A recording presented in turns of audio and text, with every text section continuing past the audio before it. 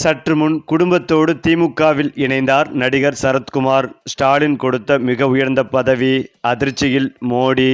அதாவது 2026 சட்டமன்ற தேர்தலை ஒட்டி தமிழக அரசியல் சூழல் நாளுக்கு நாள் சூடுபிடித்து வரும் நிலையில் நடிகரும் பாஜக பிரமுகருமான நடிகர் சரத்குமார் அந்த கட்சி தலைமை மீது அதிருப்தியில் இருப்பதாக வெளியாகியுள்ள தகவல் அரசியல் வட்டாரங்களில் பரபரப்பை ஏற்படுத்தி வருகின்றன.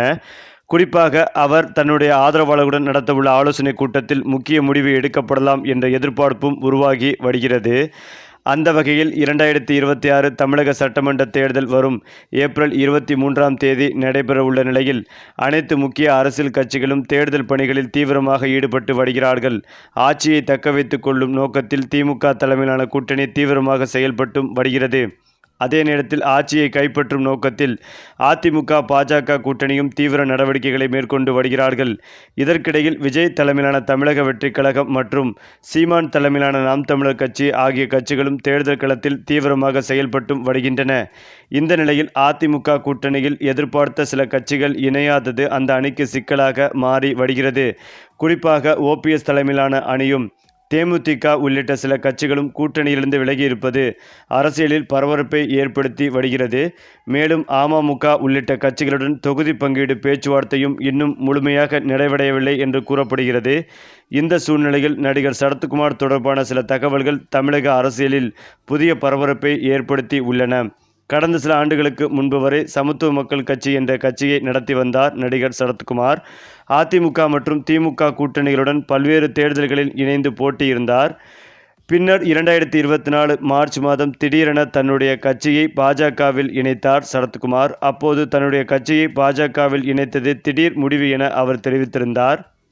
அதேபோல 2024 நாடாளுமன்ற தேர்தலில் சரத்குமார் குடும்பத்தினருக்கும் முக்கிய வாய்ப்பும் வழங்கப்பட்டது.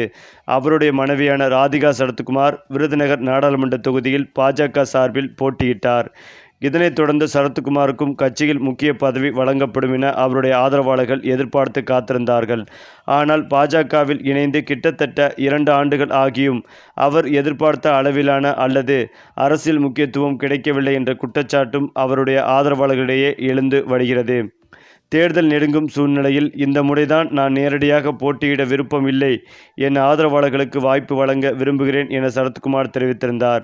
இந்த நிலையில் தனக்கும் தன்னுடைய ஆதரவாளர்களுக்கும் முக்கிய பதவிகள் வழங்கப்படவில்லை என்பதால் சரத்குமார் பாஜக தலைமை மீது அதிருப்தியில் இருப்பதாக அரசியல் வட்டாரங்களில் பேசப்படுகிறது. இதனால் அவர் அடுத்த கட்ட அரசியல் முடிவுகளை எடுக்க தயாராக இருப்பதாகவும் கூறப்பட்டும் வருகிறது. இந்த நிலையில்தான் நேற்று நடத்திய ஆலோசனைக்கு பிறகு தீநகர் பகுதியில் உள்ள வடக்கு உஸ்மான் சாலையில் அமைந்துள்ள கீதம் ஹாலில் சரத்குமார் தன்னுடைய ஆதரவாளர்களுடன் அவசர ஆலோசனை கூட்டம் நடத்த உள்ளதாக அறிவிக்கப்பட்டுள்ளது. இந்த கூட்டத்தில் அவருடைய ரசிகர் நற்பணி மன்ற நிர்வாகிகள், நாட்டாண்மை குடும்ப உறுப்பினர்கள், சுப்ரீம் ஸ்டார் பேரவை நிர்வாகிகள் மற்றும் ஆதரவாளர்கள் கலந்து கொள்ள உள்ளனர். இந்த ஆலோசனை கூட்டத்தின் முடிவில் சரத்குமார் முக்கிய அறிவிப்பை வெளியிடக்கூடும் என்ற எதிர்பார்ப்பும் அதிகரித்தது. குறிப்பாக பாஜகவில் தொடர்வாரா அல்லது வேறு அரசியல் முடிவை எடுப்பாரா என்ற கேள்வி தற்போது அரசியல் வட்டாரங்களில் பேசும் பொருளாகவே மாறி வந்தது. அந்த வகையில் நடிகர் சரத்குமார் 2007ஆம் ஆண்டு சமத்துவ மக்கள் கட்சியை தொடங்கினார். 2011ஆம் ஆண்டு சட்டப்பேரவை தேர்தலில் அதிமுகவோடு கூட்டணி அமைத்து தென்காசி, நாங்குநேரி ஆகிய தொகுதிகளில் வெற்றி பெற்று சட்டப்பேரவைக்குள் நுழைந்தார். ஆனால் 2016 தேர்தலில் மீண்டும் அதிமுக கூட்டணியில் திருச்செந்தூர் தொகுதியில் போட்டியிட்ட போது அவருக்கு தோல்வியே மிஞ்சியது. அதன் பிறகு சமத்துவ மக்கள் கட்சியின் செல்வாக்கு குறையத் தொடங்கியது. திடீரென யாரும் எதிர்பாராத திருப்பமாக கடந்த 2024ஆம் ஆண்டு ஒருநாள் நள்ளிரவில் எழுந்த யோசனையால் மனைவி ராதிகாவை எழுப்பி கருத்து கேட்டு தன்னுடைய சமத்துவ மக்கள் கட்சியை அப்போதைய பாஜக மாநில தலைவர் அண்ணாமலை முன்னிலையில் பாஜகவோடு இணைத்தார் சரத்குமார். கட்சியை இணைத்து 2 ஆண்டுகள் கடந்த பிறகும் தற்போது வரை சரத்குமாருக்கு கட்சியில் தேசிய அளவிலான பொறுப்புகள் கொடுக்கவில்லை. இந்த நிலைதான் அடுத்த கட்டமாக என்ன செய்யலாம் என்பதை விவாதிக்க சென்னை தீநகரில் உள்ள தனியார் மண்டபத்தில் தன்னுடைய ஆதரவாளர்களுடன் ஆலோசனையில் ஈடுபட்டார் சரத்குமார்.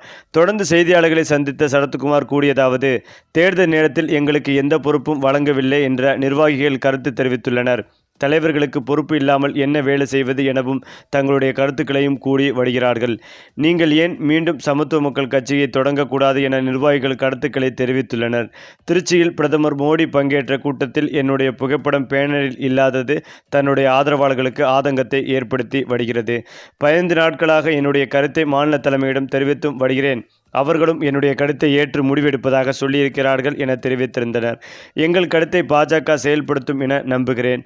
தற்போது சமத்துவ மக்கள் கட்சியை புதுப்பிக்கும் எண்ணம் இல்லை. நான் கட்சியை கலைத்து பாஜகவில் இணைந்த போது தேசிய அளவில் பொறுப்புகள் வழங்கப்படும் என தொடக்கத்தில் கூறினார்கள். ஆனால் அவர்கள் வழங்கவில்லை. அதனால்தான் ஆதங்கத்தில் உள்ளேன். ஆனால் அதிருப்தியில் இல்லை. எனவே ஆதங்கத்தை கட்சி வெளிப்படுத்தப் போகிறோம். இந்த தேர்தலில் நான் நிற்க மாட்டேன். என் மனைவியும் நிற்க மாட்டார். கட்சி தலைமை என்னை போட்டியிடச் சொன்னாலும் நான் தேர்தலில் நிற்க மாட்டேன் என தெரிவித்தார்.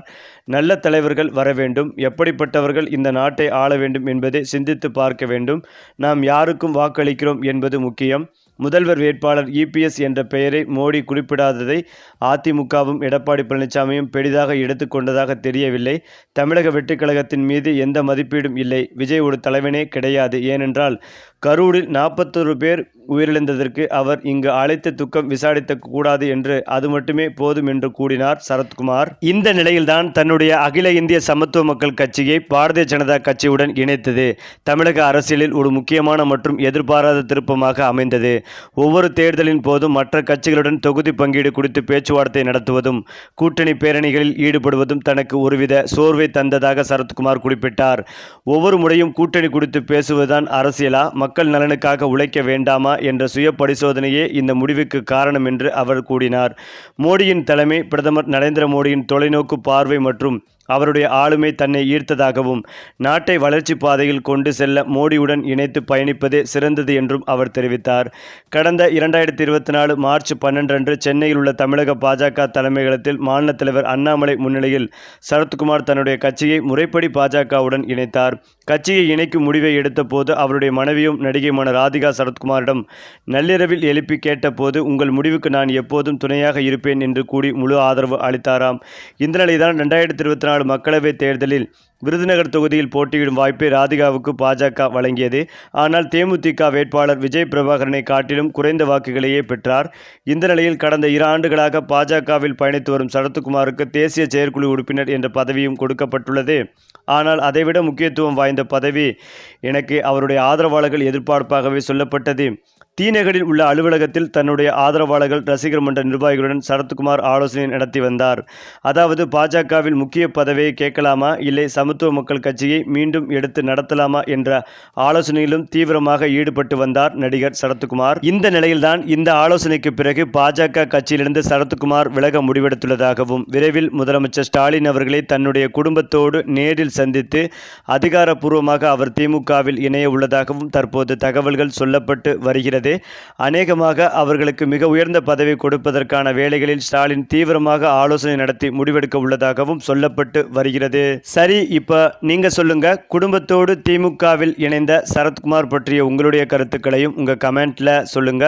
மேலும் இந்த வீடியோ உங்களுக்கு பிடித்திருந்தால் லைக் பண்ணுங்க, ஷேர் பண்ணுங்க, மறக்காம நம்முடைய சேனலை சப்ஸ்கிரைப் பண்ணிக்கங்க.